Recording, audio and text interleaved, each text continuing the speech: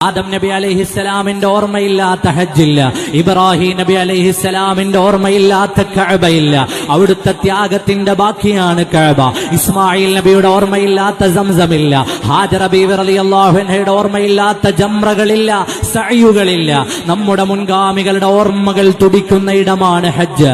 ആദരിക്കേണ്ടതിനെ ആദരിക്കൂ, ബഹുമാനിക്കേണ്ടതിനെ ബഹുമാനിക്കൂ, അവയോടുള്ള ആദരവുകൾ നിലനിർത്തൂ.